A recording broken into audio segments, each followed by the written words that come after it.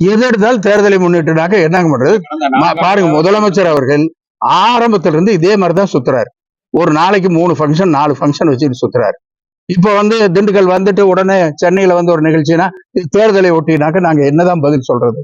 தேர்தலை ஒட்டி அல்ல, தொடர்ந்து மறுபடியும் 2026க்கு பின்னாடி அவரு தான் இருக்க போறாரு. அதனால செய்யறதுக்கு கால அவகாசம் நிறைய இருக்கு. எனவே தொடர்ந்து இப்படித்தான் பணியாற்றி கொண்டிருப்பார் என்பதை நான் தெரிவிக்கிறேன். பாண்டிச்சேரி சின்ன மாநிலம், நிதி வருவாயும் பரவல். இந்த 2007 உங்களுக்கு 5 கிலோ அரிசி தராங்க, பாமாயில் தராங்க, சக்கரை 2 கிலோ தராங்க. நம்ம பெரிய மாநிலம், நிதி வருவாய் இல்ல, மற்றதுல என்ன பண்றோங்கிறத பாருங்க, மகளிர் உரிமை தொகை பாருங்கள், அதெல்லாம் ஒப்பிடுங்க.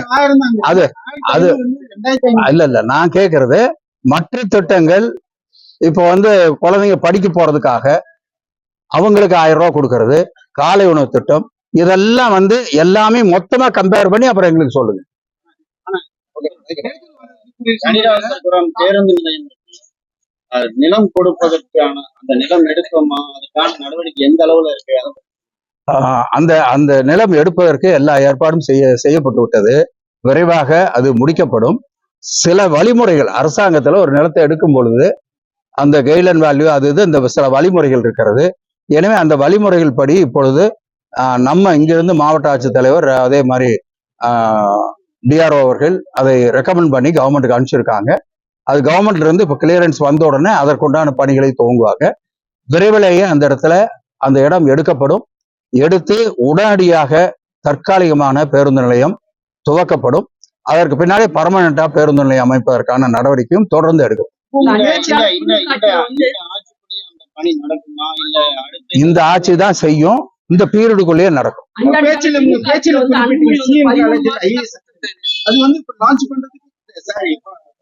அடிக்கல் போடுறதுக்கு ஏற்பாடு பண்ணியாச்சு. ஆமா,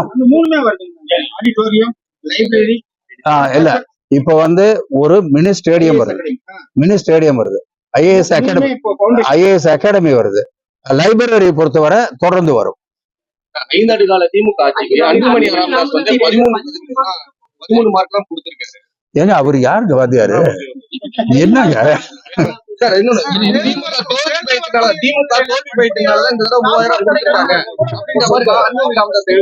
இதெல்லாம் அவங்க தங்களை முன்னிறுத்திக்கணுங்கிறதுக்காக சொல்ற விஷயம்.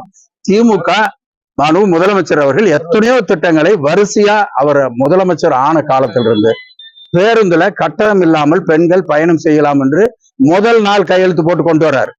அது எதை நோக்கி? அப்படி ஒவ்வொரு திட்டமாக ஒவ்வொரு ஆண்டு கொண்டு வருகிறார்கள்.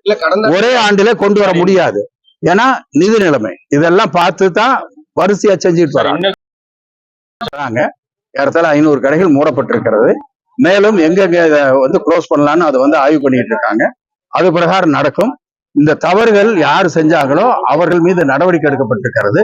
அது ஒட்டுமொத்தமாக எனக்கு இருக்கிற வருத்தம் என்னன்னா, ஒட்டுமொத்தமா டாஸ்மாக்ல பணியாற்றுகிற பணியாளர்களை மொத்தமா குறை சொல்ற மாதிரி சில நேரங்கள்ல சொல்றதுதான் வருத்தமா இருக்கு. அதுல ஏறத்தாழ 24,000 பேர் வேலை செய்யறாங்க. யாரோ ஒரு 10 பேர் 100 பேர் அதை ஒரு தவறை செய்யறதுக்காக 24,000 பேர்த்தையும் குற்றம் சொல்றதை எங்களால அதை ஒத்துக்க முடியல. அதனால அந்த தவறு செய்யக்கூடியவர்களுக்கு மீது நடவடிக்கை எடுக்கப்பட்டிருக்கிறது. அது அவர்களோடு பேசப்பட்டிருக்கிறது. அது ஒரு உயர் நீதிமன்றத்துடைய உத்தரவு, அதை திரும்ப பெறணும்ட்டு. அது மிக ஒரு சரியான உத்தரவு. ஏன்னா வெளியில மிகப்பெரிய ஒரு பாதிப்பு ஏற்படுகிறது. காலி பாட்டில் போடுகிற பொழுது வயல்களிலும் சரி, ரோட்லயும் சரி, நீர்நிலைகளிலும் சரி மிகப்பெரிய பாதிப்பு ஏற்படுகிறது. எனவே நீதிமன்றம் அதை சரியாகத்தான் சொல்லி இருக்கிறது. நீலகிரி மாவட்டத்திலே அந்த பிரச்சனை எவ்வளவு மோசமாக இருந்தது, அது அங்க இருக்கிற மிருகங்கள் மிக பாதிக்கப்பட்டது. எனவே வரிசையாக அதை செய்வதற்கு ஏற்பாடு செய்யப்பட்டிருக்கிறது. இப்பொழுது எங்களுடைய பணியாளர்கள் இதை எடுப்பதில் இருக்கிற சிக்கலை சொல்லி இருக்கிறார்கள். ஆனால் இப்பொழுது அதை அமுல்படுத்துவதற்கு அவசரமாக இந்த திட்டத்தை செயல்படுத்துவதற்கு அவர்கள் ஒத்துழைக்கிறார்கள்.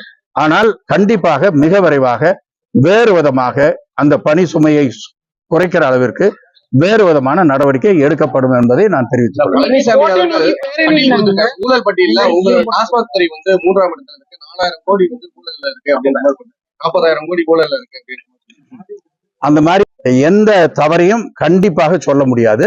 இந்த மாதிரி சில இடத்துல நடக்கிற ஒரு தவறை மொத்தமா 24,000 தொழிலாளிகளும் செஞ்சதை போல, அரசாங்கமே செய்ததை போல அவர்கள் முன்னெடுத்து கொண்டு வருவதுதான் தவறு. எனவே அந்த மாதிரி இல்லை. எங்கோ ஒரு இடத்துல நீங்க ஒரு தனியார் துறையில் எடுத்தா கூட எங்காவது ஒரு இடத்துல நடக்கும். அது மொத்தத்துக்கும் போய் அதை அப்ளை பண்ணிடக்கூடாது. அப்படி இல்லை. அதனால அவர்கள் சொல்லுவதை முழுமையாக நான் மறுக்கிறேன்.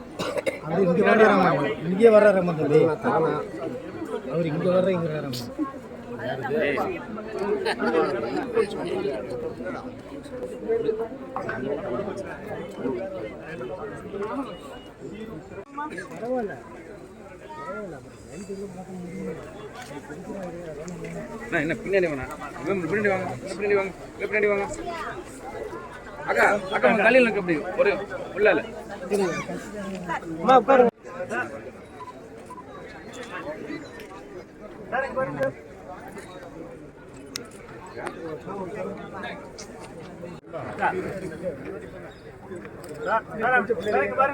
அப்படியே நின்றுமா.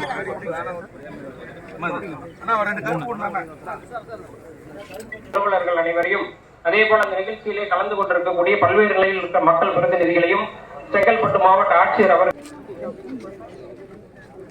அப்படியே நடந்து வாங்க. எதுவும் நடந்து வாங்க.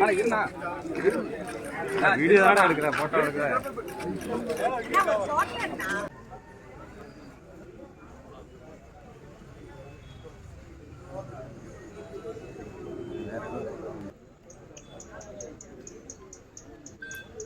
போட்டோ முடியுது.